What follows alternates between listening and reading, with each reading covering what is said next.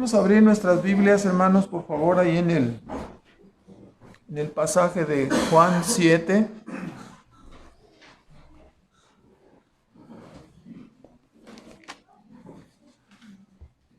Y hacemos una oración, por favor. Nuestro Padre Celestial, agradecemos nuevamente tu bondad en concedernos estar en esta reunión. Tu providencia nos ha guardado y nos ha traído hasta este sitio para exaltarte y glorificarte, y ahora te seguimos suplicando que bendigas tu palabra, que siga moldeando nuestras almas en conformidad con la imagen de tu Hijo Jesucristo, y ayúdanos, Padre, para que esta palabra siga haciendo el efecto deseado en nuestras almas, Señor. Sabedores de nuestro pecado, de nuestra incapacidad, aunque ya no somos sus esclavos, todavía hay una lucha interna en nuestras vidas. Por ello te rogamos de tu gracia y de tu poder para retener y para obedecer esta palabra tuya, Señor. Te lo rogamos en el nombre de Cristo Jesús y te damos las gracias. Amén. Bueno, ya en esta parte vemos una oposición muy fuerte de parte, en este capítulo se nota una oposición muy fuerte en contra de nuestro Señor Jesucristo, en contra del mensaje y en contra del mensajero. El apóstol Juan nos ha hablado maravillosamente de Cristo en su evangelio, y repasando rápidamente algunos de sus conceptos, nos ha dicho que Él era el Verbo, que estaba con Dios y que era Dios, que en Él estaba la vida como fuente, la vida que llegó a ser concedida a este mundo, que Él es la luz, el conocimiento verdadero, la verdad. Y este Verbo finalmente se encarnó y habitó entre nosotros para darnos el testimonio de la verdad. Juan el Bautista fue otro de sus testigos, y él vio cómo el Espíritu Santo descendía sobre él como paloma cuando fue bautizado. ¿Sí? Juan el Bautista comenzó a identificarlo como el Cordero de Dios, ¿no?, que había sido tipificado durante todo el Antiguo Testamento, y ahora venía personalmente para realizar la obra de redención. Él manifestó todos los atributos de Dios. El apóstol decía, vimos su gloria, dice, lleno de gracia, lleno de verdad. Traía señales, poder para convertir el agua en vino, para sanar a los enfermos. Al multiplicar los panes se identificó a sí mismo como el pan de vida. Y él siempre sostenía, ¿no?, yo vengo de arriba, poseo la misma naturaleza divina y la misma autoridad del Padre, ¿no? Entonces, todas estas cosas ahí en Juan 5:18, por favor, todas estas cosas que él predicaba y enseñaba, trajeron como consecuencia, dice, entonces, por tanto, más procuraban los judíos matarle, porque no solo quebrantaba el sábado, sino que también a su Padre llamaba a Dios, haciéndose igual a Dios, ¿no? Entonces estaban muy molestos por estas cosas, porque hacía sanidades en el día de reposo y porque se identificaba y se presentaba como igual a Dios, lo cual era verdadero, ¿no? Era el Verbo de vida encarnado. Entonces ellos lo consideraron como transgresor del día de reposo y por supuesto como blasfemo, porque ellos decían, no, tú no eres más que un hombre, ¿cómo te haces hijo de Dios? Entonces así llegamos a la instancia del capítulo 7, donde dice, pasadas estas cosas, aparece esta misma palabra en el capítulo 6, ¿no? Pasadas estas cosas, y en el 5, después de estas cosas. O sea, no quiere decir que fueron una y luego otra y enseguida sino está haciendo un resumen, ¿no?, una síntesis entre estos capítulos. Se había acercado, ¿no?, después de esta fiesta de los tabernáculos, que se celebraba por estas fechas, la siguiente Pascua, en esa siguiente Pascua él sería entregado y crucificado, ¿verdad? Entonces, así ubicamos en el tiempo. Jesús se conduce, aquí vemos en nuestro primer pasaje, desde el versículo 1 hasta el versículo 9. Primero notamos que en el versículo 1 y 2, Jesús se conduce con mucha prudencia, evitando el conflicto, ¿verdad? Evitando ir a Judea, evitando ir a Jerusalén. Permanece en Galilea, donde no había tenido tanta oposición del Sanedrín, y ahora él dice, no quiero subir a la fiesta porque ya sé lo que va a pasar, ¿no? Entonces actuó con prudencia. Si él hubiera ido a la fiesta, probablemente, por lo que él mismo señala, en esta fiesta lo hubieran atrapado al principio cuando lo estaban esperando y se hubiera precipitado todo el asunto de su muerte. Entonces lo evitó, se hubiera descarrilado el proyecto divino. Sin embargo, vemos que la oposición estaba latente y él acude entonces, después de que ya habían ido sus hermanos, acude a la fiesta, ¿no? La fiesta de los tabernáculos conmemoraba el hecho de que Dios había sacado a Israel de la esclavitud en Egipto, y al conducirlos por el desierto, claro, les proveyó el maná y les proveyó agua de la roca. Entonces, además de esto, evidentemente no tenían casas en su tránsito en el desierto, ¿verdad? Entonces habitaban en enramadas para cubrirse del sol. Y entonces a eso se refiere esta fiesta de los tabernáculos.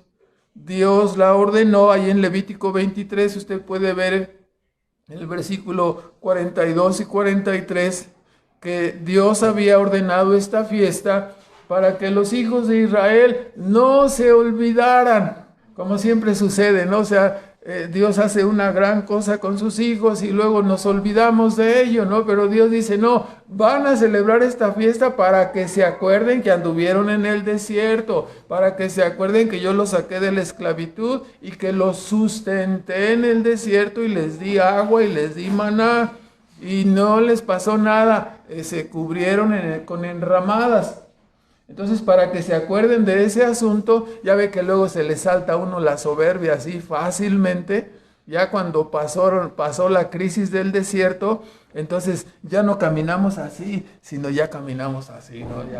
Ya salí del desierto y ya estoy, ¿qué? Y ya empezamos así con una soberbia muy grande, ¿verdad? Entonces, el buen sentido de la fiesta es que nos acordásemos de eso. ¿Para qué? Para que se nos bajaran un poquito los humos, ¿no? Aquí entre los cuadernos, aquí entre los cuates decimos, ya se le subió a ¿no? O sea, ya se le subió que anduvo en el desierto, que anduvo ahí descalzo, sufriendo por el agua. Y ya mira ahora cómo camina, hasta camina así como torero, ¿no? Así como entrando a la plaza de toros. Entonces, partiendo plaza, dice, ¿no? Entran ahí partiendo plaza. Así las personas así muy soberbias caminan de esa manera. Entonces, esa fiesta fue ordenada así.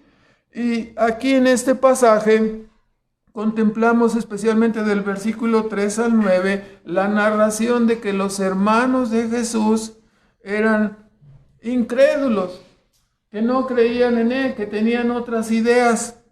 Sus hermanos se llamaban Jacobo, José, Simón y Judas. Algunos de ellos son atribuidos, ¿no?, como autores de la carta de Santiago, por supuesto, y la carta de Judas, sus hermanos. El nombre de ellos está ahí en Mateo 13, 54, 57, para que ustedes puedan checarlo ahí en su texto. Pero se nos dice que no creían en él. Y usted lo puede imaginar, ¿no? Vivir con una persona irreprensible, escuchar sus diálogos, escuchar sus palabras. Seguramente les exhortó y les animó más de 20 veces, ¿no? Muchísimas veces. ¿Sí? Seguramente ellos tuvieron información privilegiada, sus hermanos, ¿no? Porque su mamá comentaría, ¿no? Pues saben de que la cosa así, cuando nació su hermano estuvo de esta manera, ¿verdad? Que yo era virgen y se halló que había concebido del Espíritu Santo. Entonces, a final de cuentas, esto nos trae a la conclusión de que Jesús era, ¿qué? Medio hermano de ellos, ¿verdad? Entonces, ellos tuvieron esa información privilegiada por parte de sus padres y el testimonio de la vida irreprensible de su medio hermano. Y sin embargo, ¿qué dice? Que eran incrédulos, que no creían en él. Y aquí volvemos a recordar, ¿no?, que la salvación no viene por herencia, no viene por linaje. Sí, no podemos esperar que porque esta persona es creyente, sus hijos van a ser creyentes y toda su familia. No es necesario pensar de esa manera, ¿no? Hay que rogarle a Dios. Todas esas personas que quieren tomar los textos, ¿no?, de una promesa específica hecha a este hombre ahí en Hechos 16, donde dice: serás salvo tú y toda tu casa, ¿no? Era una promesa particular, pero no la puedes generalizar como una promesa para todas las personas, si no tendrías que reconocer que Dios falla sus promesas, ¿no? Porque todos los que estamos aquí sabemos que si nosotros somos creyentes, no toda nuestra familia es creyente, ¿verdad?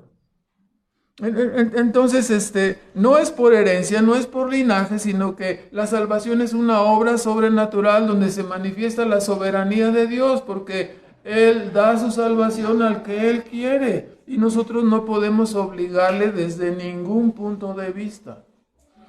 Ahora podemos notar en esa sección el contraste entre la mentalidad natural y el proyecto divino. Mientras los hermanos medios hermanos de Jesús decían: es ahora cuando debes ir a Jerusalén en la fiesta, es cuando hay mucha gente. O sea, si estuviéramos en nuestros tiempos, hubieran dicho: manden a hacer unas 5,000 pancartas, ¿no? Y una cada uno, y se reparten en diferentes lugares con su pancarta para hacer la publicidad, o sea, todo un esquema publicitario. Esa era su mentalidad. Sí, los medios hermanos de Jesús tenían una mentalidad mundana. A ellos les parecía que el plan para darse a conocer era ese, y era aprovechar el momento cuando iba toda la multitud. Consideraban que era bueno hacerlo de esta manera, ¿no? Su campañita, y una campaña publicitaria, no en Galilea, que era un poco desconocido, sino en la capital, ahí en donde estaban todas las personas, ¿no?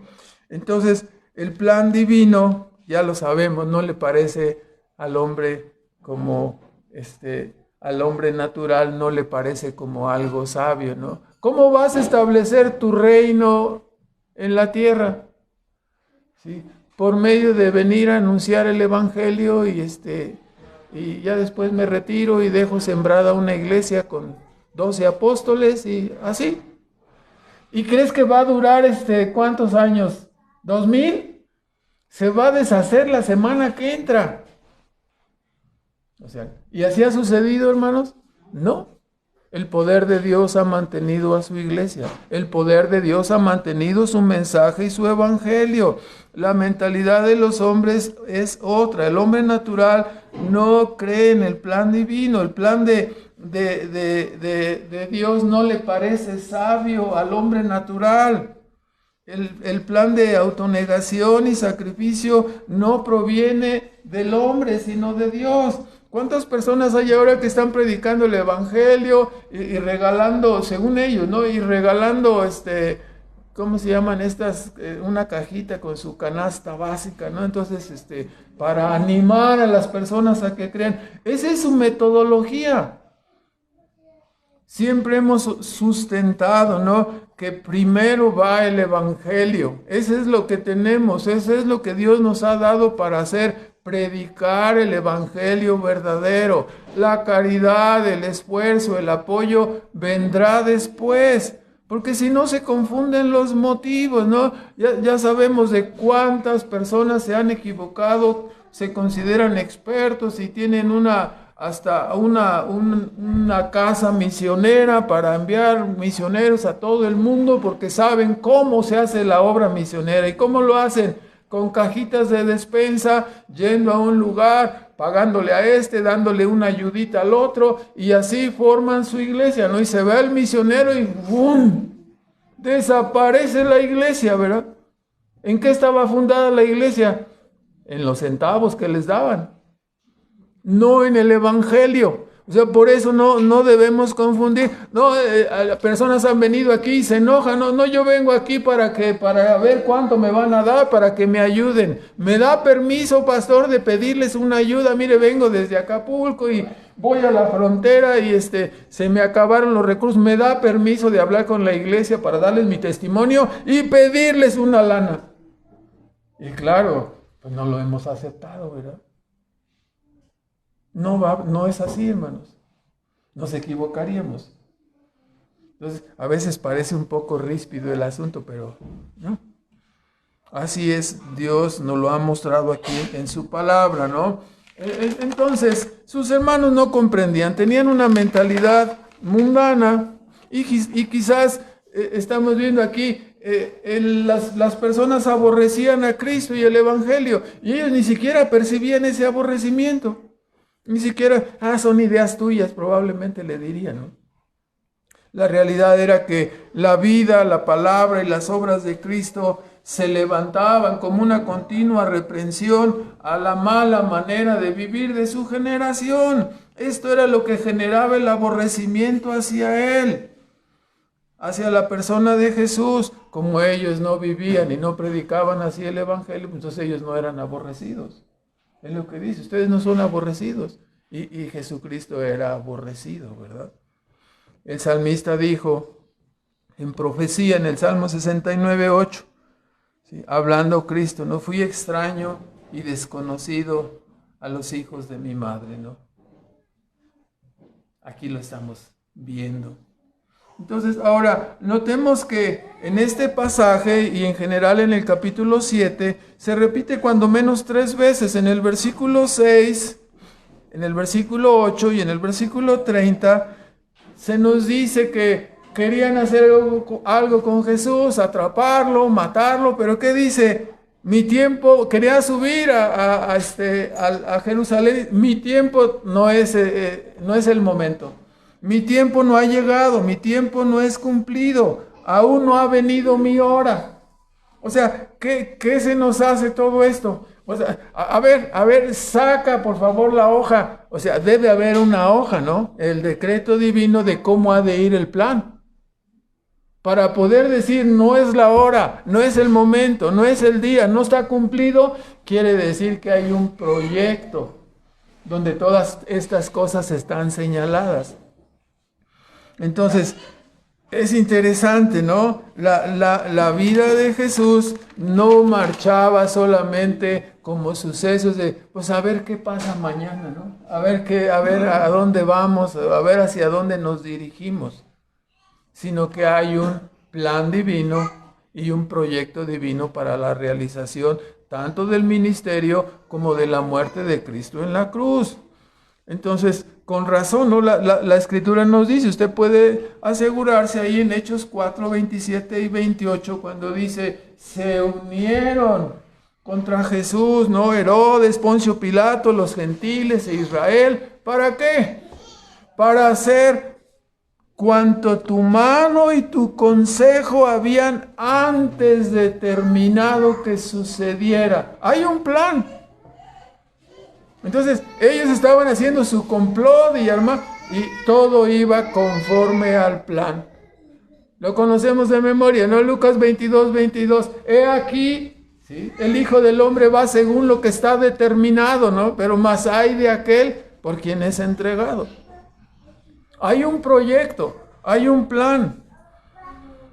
La muerte de Cristo en la cruz no fue algo que se salió de control, sino que Cristo fue entregado en conformidad, dice Lucas en Hechos 2:23, en conformidad con el determinado consejo y anticipado conocimiento de Dios. A este dice, prendisteis y matasteis por manos de inicuos. Entonces, aquí lo vemos, hay un plan divino. Cada detalle de su vida marchaba en conformidad con la agenda divina y en forma sabia, prudente y responsable. Jesús no quería salirse de esa voluntad divina. Entonces, vámonos a la fiesta. No, yo no voy, no subo, no es mi tiempo. No va la agenda así de esa manera. Entonces, él se quedó. Y después vemos que se quedó en Galilea y después subió.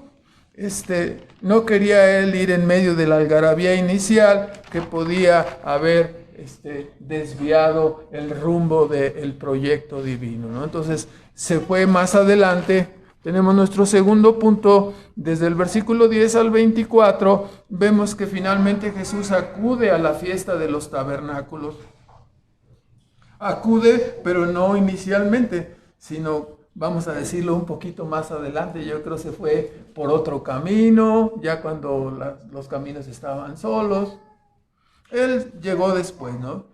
Y acudió a la fiesta, dice en el versículo 10, como sus hermanos hubieran subido, entonces él también subió a la fiesta, pero no manifiestamente, dice, sino como en secreto.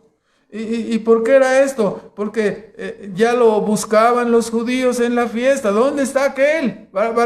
¿Querían su autógrafo? No querían su autógrafo, ¿verdad? Lo querían atrapar para matarlo. Eso era lo que querían. Entonces él estaba ocultándose. El clima de hostilidad contra él se mantenía, ¿no? Porque le buscaban, y en la gente prevalecía un clima de miedo. O sea, un clima de miedo. Decían, es bueno. No es bueno, es un engañador. Y no, pero hace las señales pero no decía nada. ¿Por miedo de qué? Dice, por miedo de los judíos. Como estamos escuchando en el versículo 13, nos dice ahí, ninguno hablaba abiertamente de él por miedo de los judíos. Cuando a Nicodemo se le ocurre más adelante decir, los del Sanedrín dijeron, esta gente que lo sigue, dice, malditos son. Dice, juzga nuestra ley a una persona sin examinarlo y lo condena así. En lugar de decir, nos equivocamos, dicen, ¿qué? ¿Tú también eres Galileo? O sea, luego se fueron en la bronca, ¿no? Ellos ya tenían una predeterminación contra él, siendo Israel una sociedad sacralista, unida como un monolito. Esta doctrina que Cristo traía significaría la división y el fin de la sociedad sacralista, ¿verdad? Entonces representaba una amenaza al sistema establecido. Es como si usted quiere ir a pregonar, ¿no? la libertad y los valores de los seres humanos a una dictadura como Cuba o Venezuela. Entonces lo van a echar como elemento gacho, lo van a sacar de ahí, ¿verdad? Es una persona non grata, van a decir, ¿no? Y te echan para afuera. En México decimos que le aplican a alguien el 33, ¿no? Porque lo sacan si viene a hacer algo indebido, ¿no? A ir en contra de lo que está establecido aquí en nuestro país. Entonces, los líderes religiosos, bajo el pretexto de proteger a la nación, mantuvieron el rechazo de esta persona distinta, ¿verdad? Que era Jesucristo y su evangelio.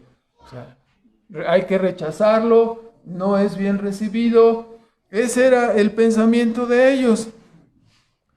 Sin embargo, encontramos en el versículo 14, a pesar de esta hostilidad, dice, al medio de la fiesta subió Jesús al templo y comenzó a visitar el templo para enseñar. Ese era su trabajo, predicar, enseñar.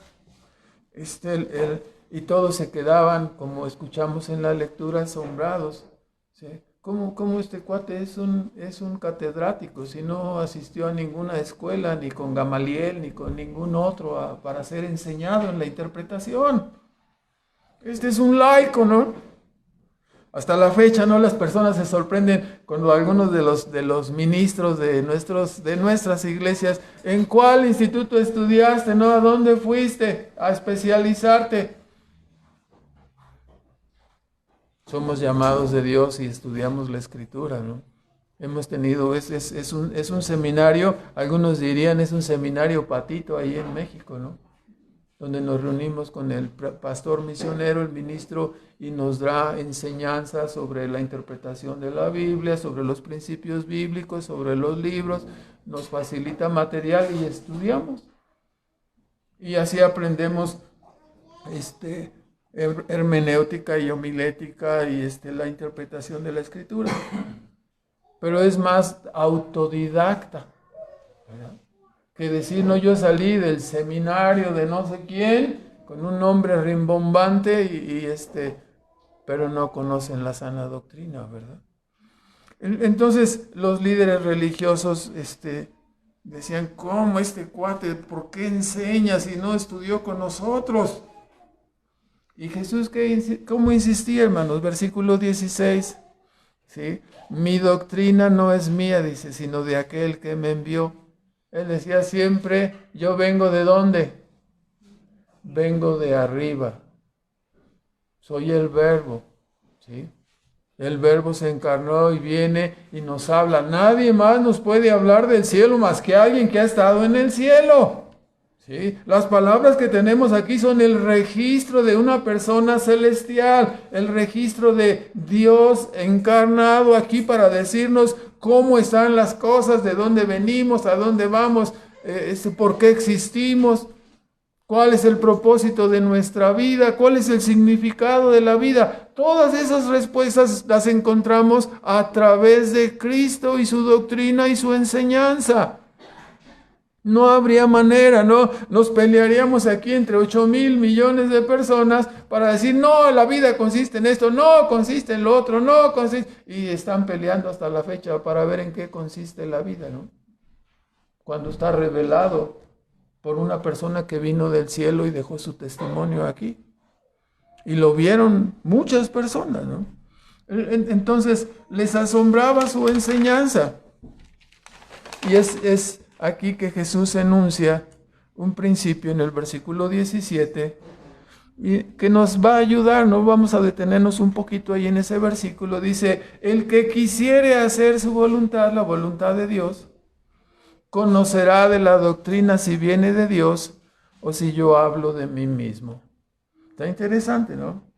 O sea, se nos dice, ¿no? Específicamente que si uno desea, que si uno quiere hacer la voluntad, ese es el primer requisito para poder entender si la doctrina viene de Dios o viene de los hombres, ¿sí? Se requiere tener una buena disposición, se requiere oír para obedecer, se requiere oír y querer obedecer, querer hacer la voluntad de Dios. Esto es algo que debemos examinar cuidadosamente.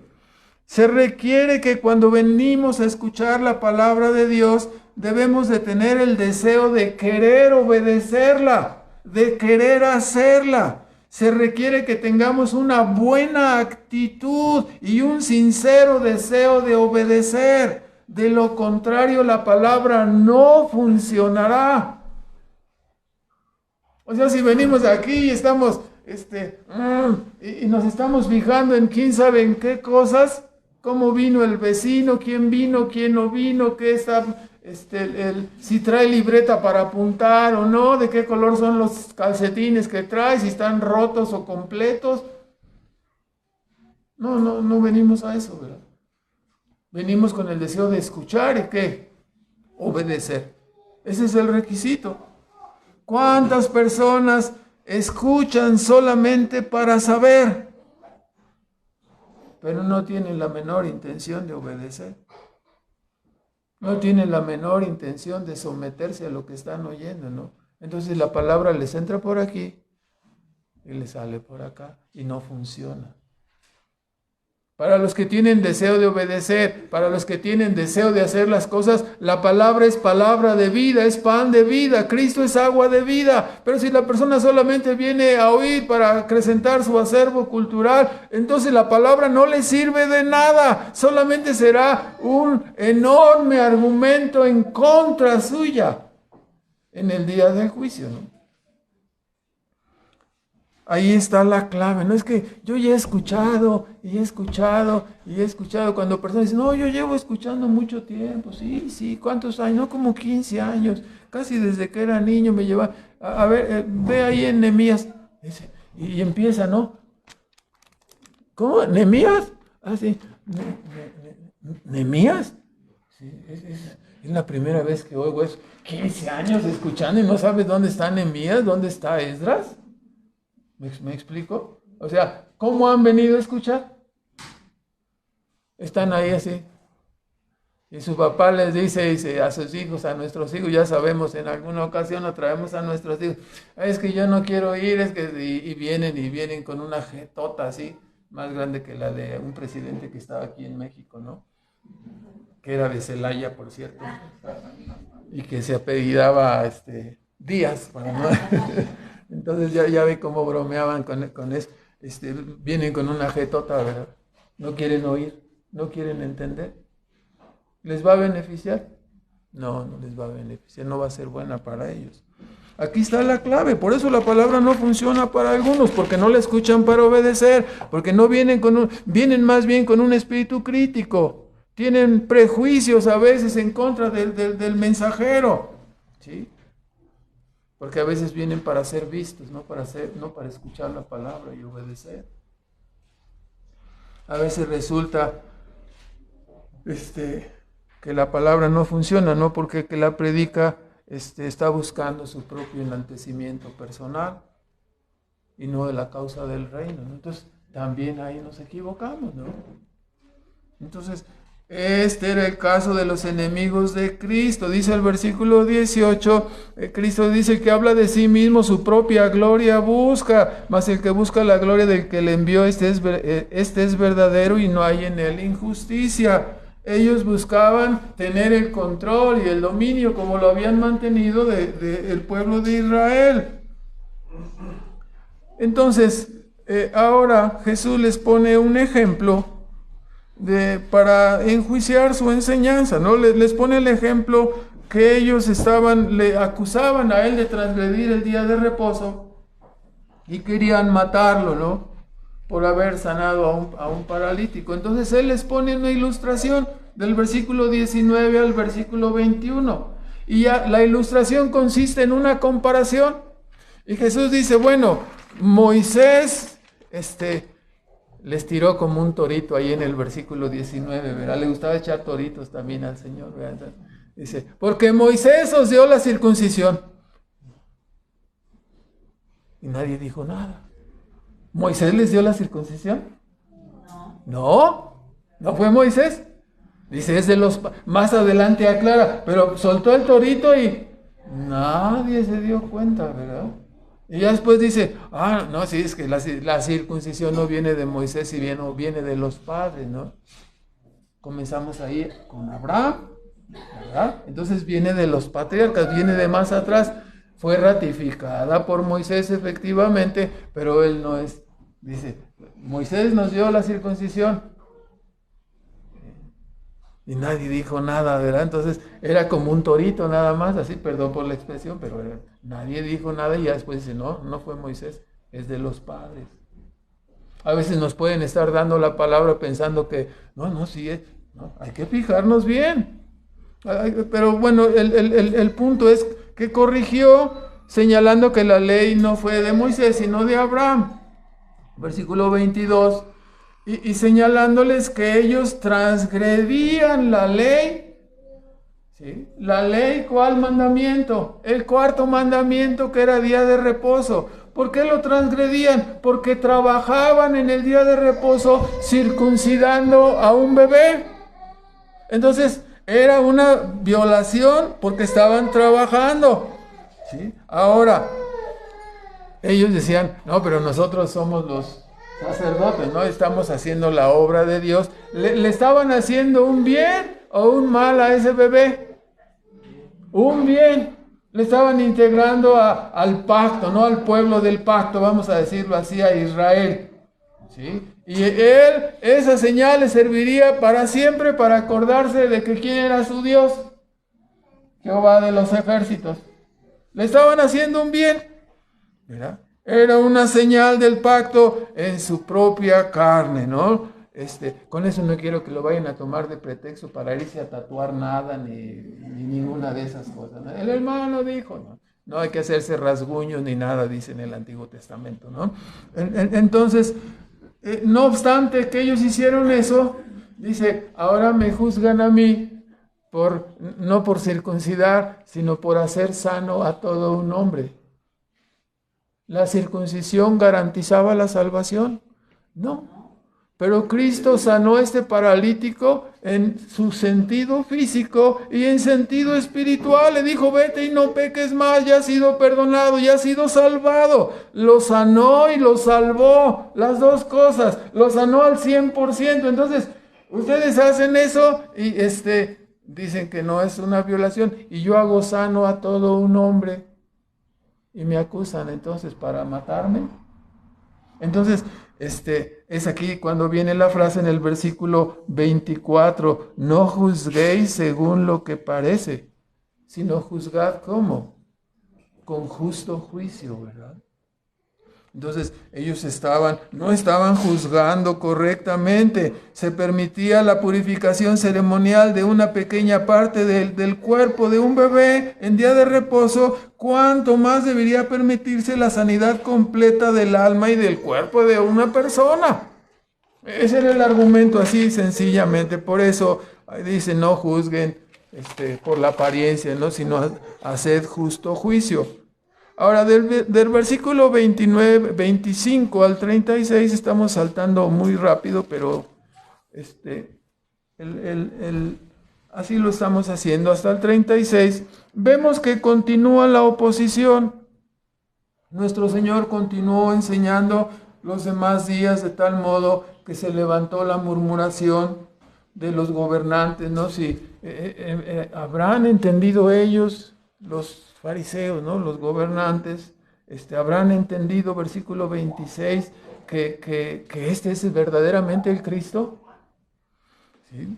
Ellos, los que lo cuestionaban, decían, ¿no? En el versículo 27 ahora, ¿no?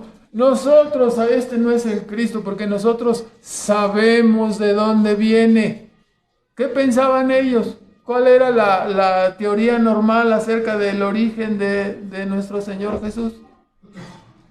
Que era de Nazaret, ¿sí?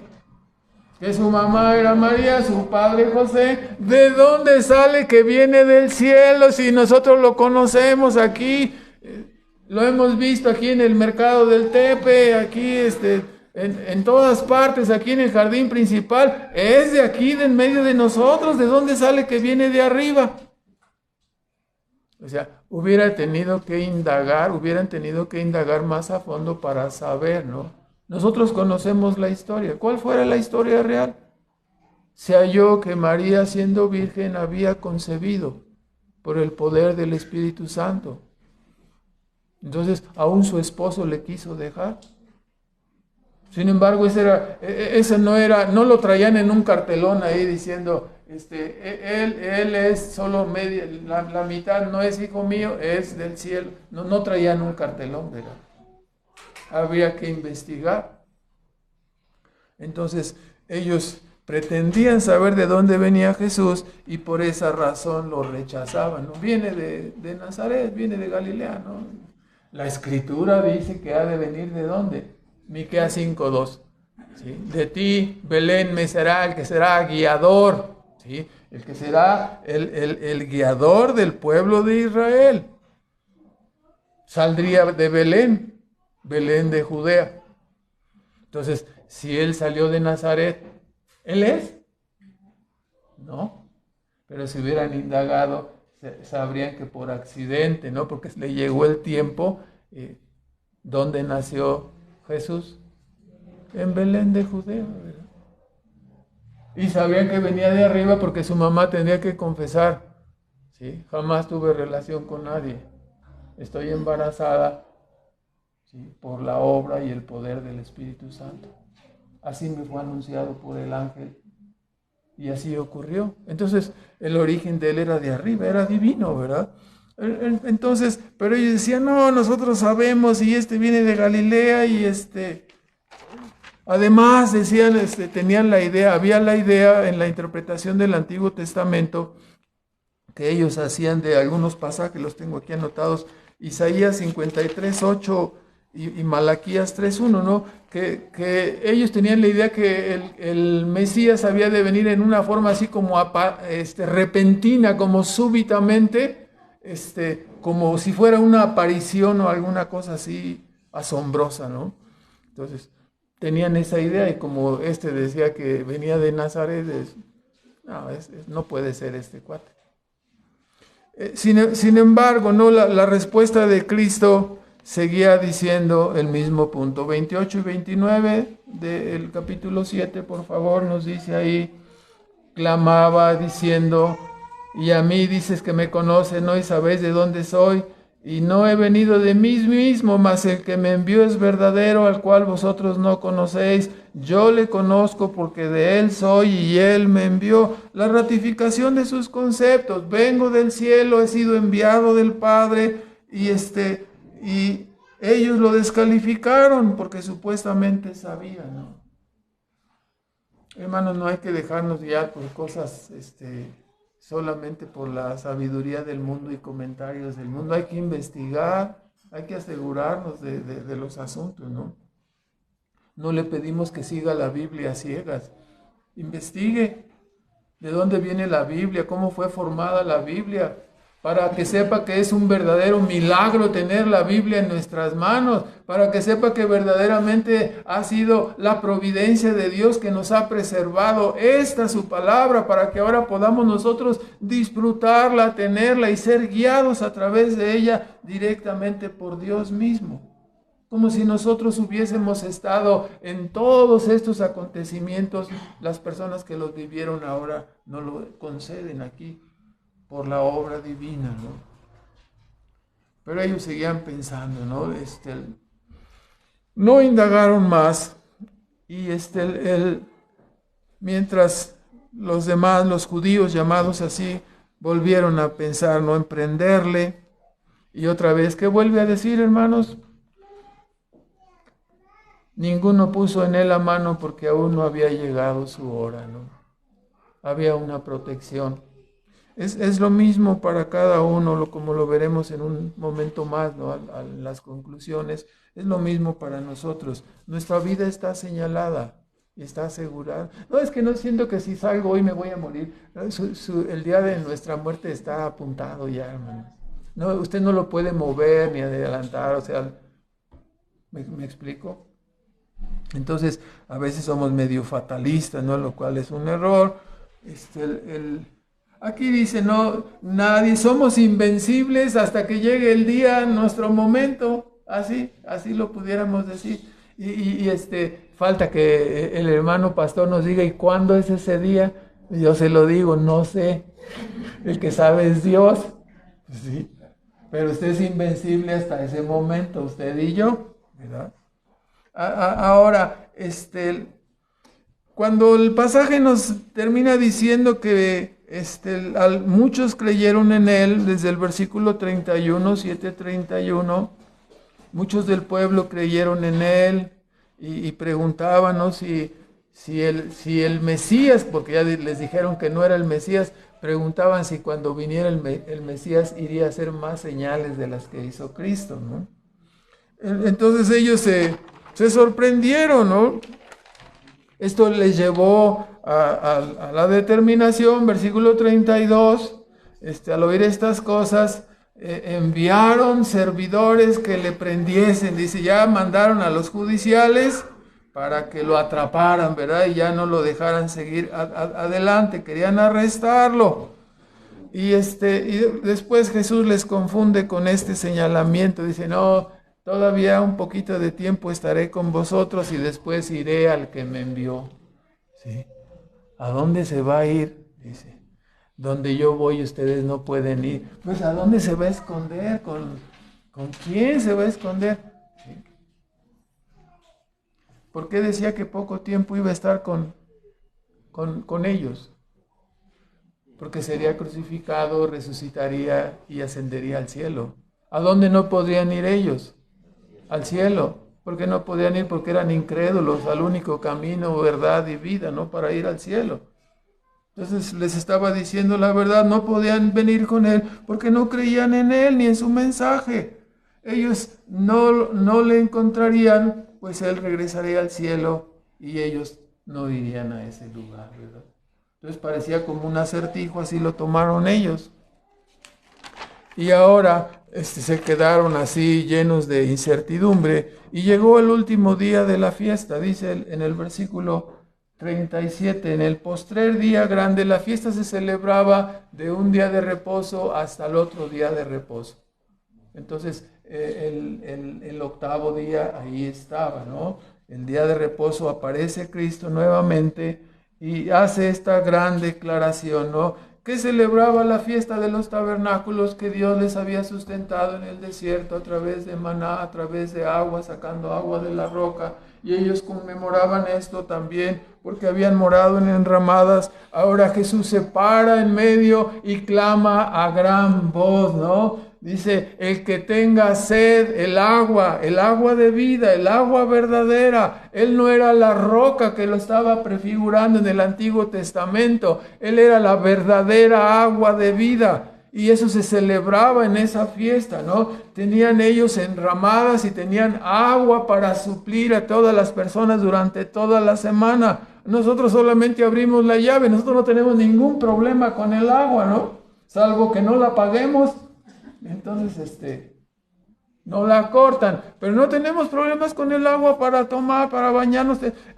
Con ellos no es igual, en un lugar desértico y sin todas las cosas, no había pozos perforados, solamente eran los pozos naturales que ellos encontraban. Ya puede usted imaginarse, era distinto. El agua era altamente apreciada, ¿verdad? Entonces, en el desierto, no podías animarte a ir a caminar por el desierto sin ¿qué? Sin agua. Pero Jesús les sostuvo a ellos sin que ellos cargaran agua. Les dio agua de la roca. Ahora se presenta a Cristo y dice, bueno, esta es una figura. La verdadera agua de vida soy yo. Eso es lo que dice Cristo. El que tenga sed, ¿sí? Clamó, gritó a gran voz, ¿no? Diciendo, no, si alguno tiene sed, venga a mí y beba. El que cree en mí, dice la Escritura, ríos de agua viva correrán de su vientre. O sea, el hombre al recibir el Espíritu de Dios y ser reconciliado con Dios a través de la persona y la obra de Cristo, queda satisfecho. Jamás ningún creyente volverá a tener sed ni hambre espiritual. El fin de nuestra existencia es encontrado cuando somos traídos por Dios, cuando somos salvados por Dios. Nuestra vida queda resuelta. Todo lo demás lo empezamos a ver como algo que pasajero, como algo que usamos, pero no nos aferramos a este mundo. ¿Por qué? Porque pertenecemos al cielo, porque nuestra vida está escondida con Cristo. Y Él es nuestro sustento, nuestra agua de vida. Ya no podemos estar sin Él. Hemos creído en Él, ¿no? Y Él ha saciado nuestras almas. Pero ¿qué no vas a buscar enriquecerte? ¿Qué no vas a buscar gozar de la vida? Y no vas... No, el sentido de la vida es otro. Encontramos el verdadero sentido de la vida en Cristo. Eso es a lo que nos llama el Evangelio. Hemos sido perdonados Pero ¿para qué te preocupas de tus pecados? Dice el hombre natural. ¿Para qué te preocupas ahorita? Ahorita disfruta la vida, te dice, ¿no? Los inconversos tienen esa manera de pensar. Comamos y bebamos porque mañana moriremos, ¿no? Eso es lo que dijo Pablo. Entonces, no, hermanos, la vida tiene un sentido, ¿no? Y cuando somos encontrados y salvados por la gracia de Dios, entonces ese sentido de vacío es llenado por Cristo en la salvación. Y ya no volvemos a tener esa hambre, ¿no? Él ha perdonado nuestros pecados y ha renovado nuestras almas para la obediencia, ¿no?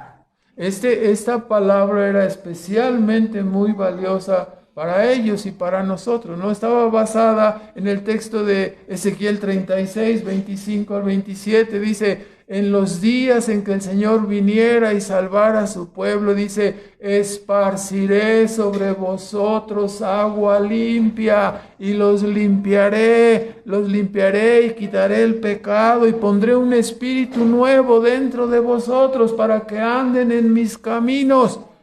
Es la promesa.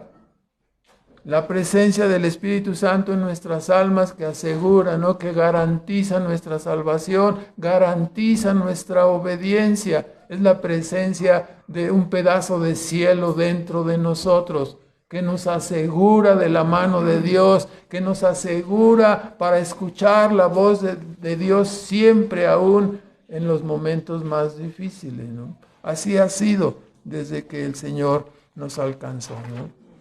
Entonces, si alguno quiere venir a mí, dijo Cristo, venga a mí, ¿sí? Y beba de esta agua de vida, ¿no?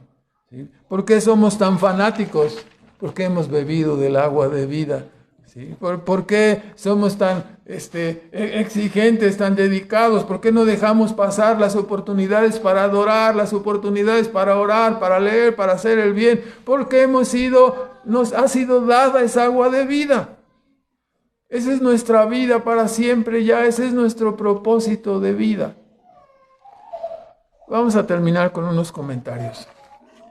En primer lugar, encontramos que en el libro de los Hechos, versículo 14 del capítulo 1, nos indica que después de la muerte y resurrección de Cristo, aparecen su madre y los hermanos de Jesús ahí en el aposento alto.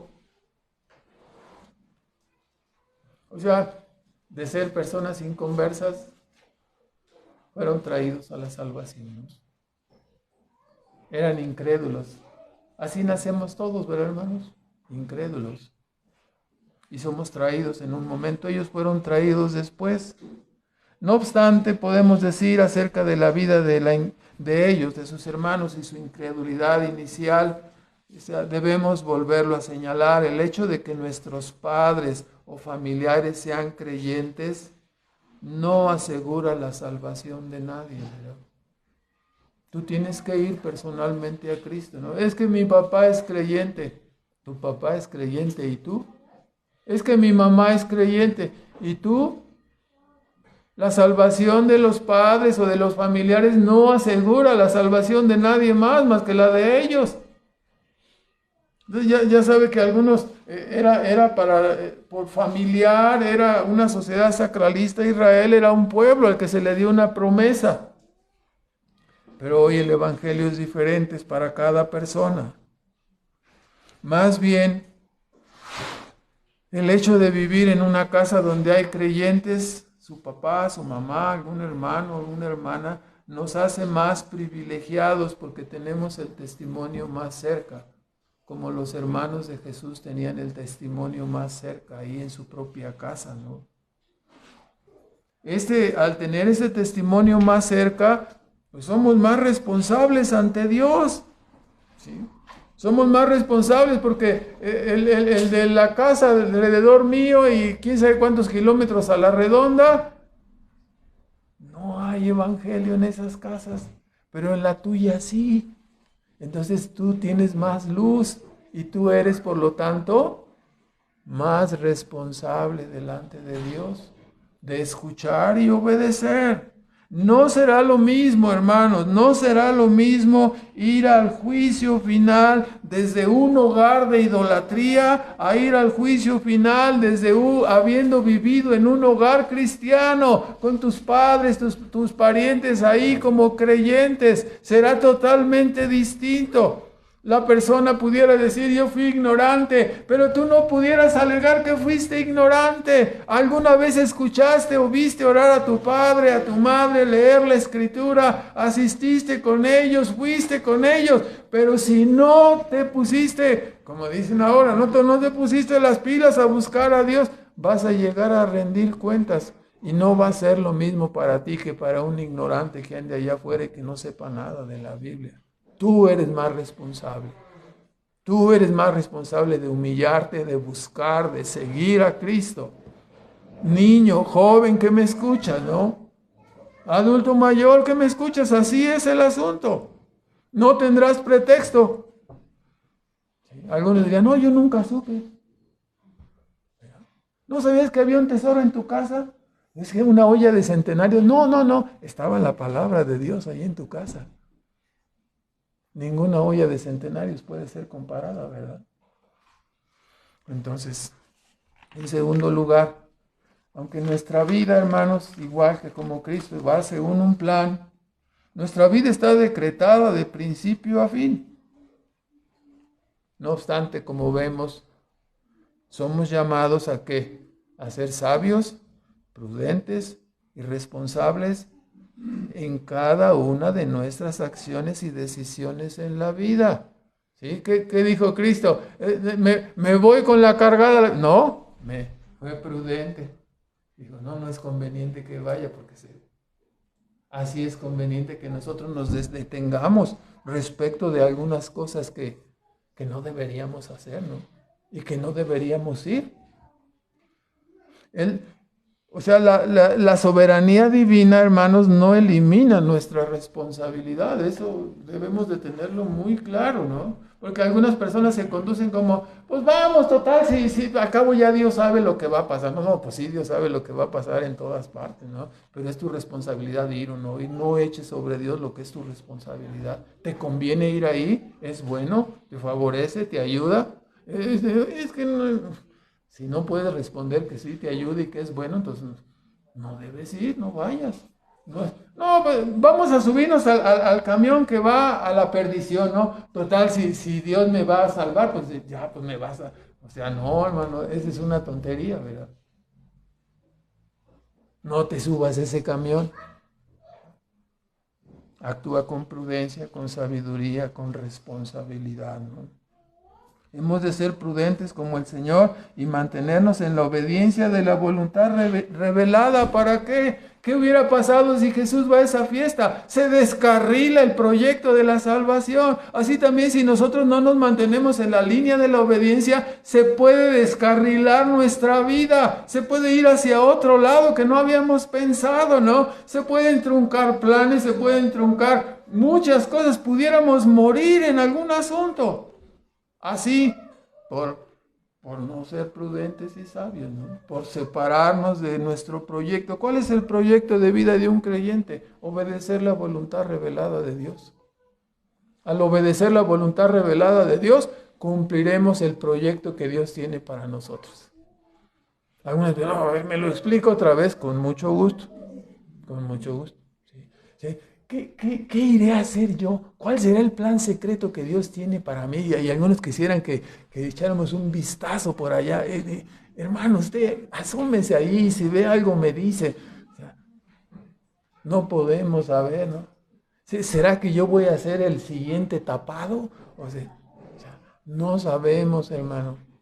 Pero lo que sí sabemos es que la voluntad revelada de Dios, los mandamientos, el consejo de Dios en su palabra, es nuestra norma de fe y práctica. Si nosotros seguimos ese consejo, nunca nos desviaremos del proyecto divino. Obedecer a Dios nos va a garantizar, si obedeces hoy, obedecerás mañana y dentro de 20 años te verás tu vida para atrás y habrás seguido obedeciendo. Ya tu vida habrá tomado una línea, una dirección, pero tú siempre has estado obedeciendo la voluntad revelada y nunca te has apartado del proyecto y así moriremos. Pero hay personas que dicen, pásame el mapa porque no sé. Con eso del GPS todos se emocionan mucho y quieren el mapa por anticipado. Pásame a ver si voy a ser ingeniero o no, si voy a ser licenciado o qué voy a hacer de mi vida, ¿no? Sigue tu proyecto de obediencia, ¿no? Sométete, escucha el consejo de tus padres, la dirección de tus padres y vas a ser conducido por esa línea de obediencia y tu vida va a resultar agradable delante de Dios al final. Si no lo haces, me temo que se pudiera descarrilar el tren de tu vida, se pudiera descarrilar tu proyecto de vida, ¿no? Y lo pudieras echar a perder todo, ¿no? ¿Por qué no hice caso? Ya lo sabemos, ¿no?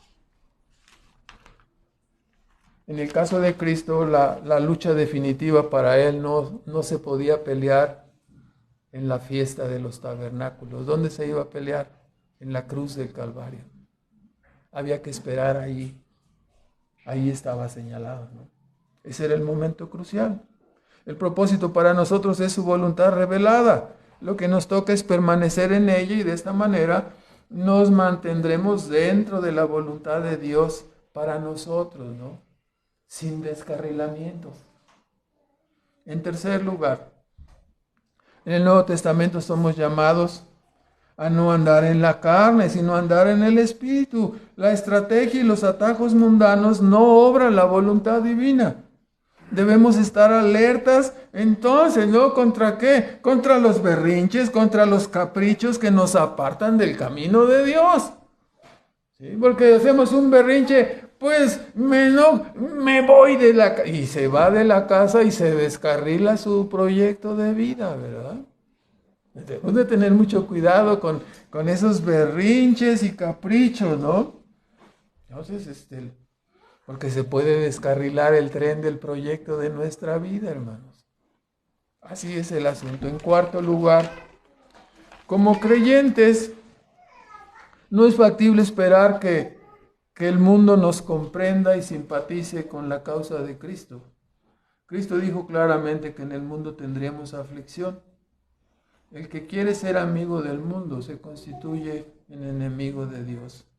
Nuestra meta es mantenernos firmes a pesar de la oposición y a pesar de la corriente del mundo, ¿no? En quinto lugar, debemos estar alertas para que la incredulidad que nos rodea en la familia no nos arrastre y no nos desvíe de la voluntad de Dios. Y obviamente tampoco debe extrañarnos, ¿no? Que nuestras familias o los que nos rodean piensen que nuestros caminos son como locura, ¿no? Ya se hizo un fanático, está loco por la religión. Lo que para ellos es locura, para nosotros es nuestra razón de vivir. En sexto lugar, hermanos, nuestra relación con el mundo, o sea, si nosotros somos del cielo y pertenecemos allá, nuestra relación con el mundo ha de ser a nivel de ser sal y luz. ¿Sí? Porque algunos quieren hacerse uña y mugre con el mundo, entonces, no, es ser sal y luz. O sea, hay que, vivimos en el mundo, disculpe las palabras, no es un cochinero. Es una desviación terrible de los valores cristianos. Es un mundo antagónico a Dios, pero estamos aquí. ¿Qué nos conviene? Mantenerte en la línea de la obediencia. ¿Sí? No te salgas porque no está engangrenado y contaminado, pero si me meto tantito no va a pasar nada. No te va a pasar nada, vas a ver lo que te va a pasar. Se va a descarrilar el tren de tu proyecto de vida, ¿no? Nos va a pasar lo que la historia de la lechera, ¿no? Ya se la conoce usted, ¿sí? Que va a la lechera pensando que va a vender su cántaro de leche y va a comprar unos animalitos y van a crecer y va un poco distraída pensando en cuántos animales iba a comprar y crecer y multiplicarse. Ya se había hecho millonaria cuando da la vuelta en la esquina y choca contra un poste o contra otra persona y se cae el cántaro y se acabó el sueño, ¿verdad? Entonces, a nivel de ser sal y luz, hermano. En último lugar, recordamos en el texto de Lucas 8:18, cuando Cristo finalizó la enseñanza de las parábolas, ¿sí? Con respecto al principio, ¿no? de lo que hablamos el día de hoy, ¿no? La sinceridad y la buena actitud para escuchar el Evangelio con deseos de obedecer. Cristo señaló esta parte final, dice, después de la enseñanza de las parábolas, las primeras palabras, dice, fijaos pues cómo oís. Es la aplicación para nosotros. Estamos aquí. ¿Con qué propósito? ¿Qué deseamos? Fijaos pues cómo oís. ¿Oímos para saber o oímos para obedecer?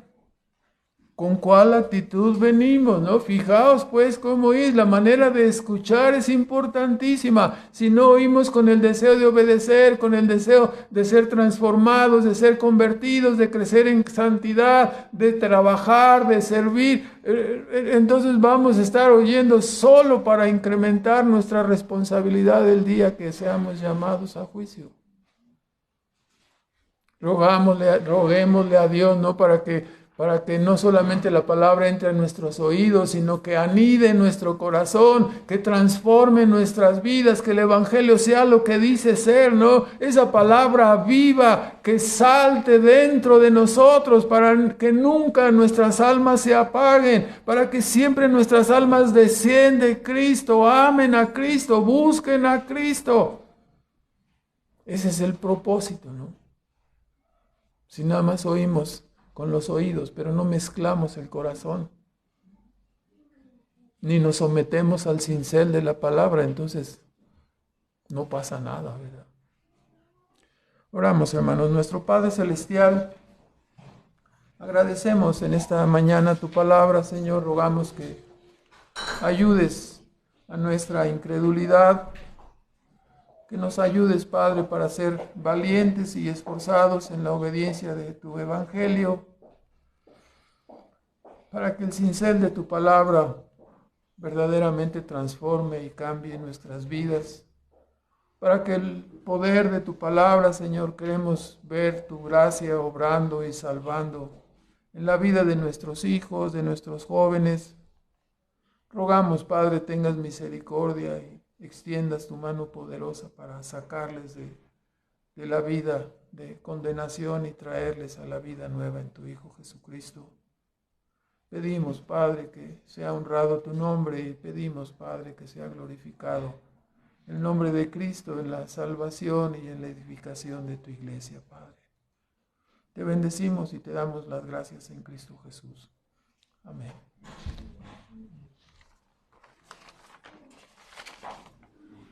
Híjole, me faltaron otras 88. Será para la siguiente.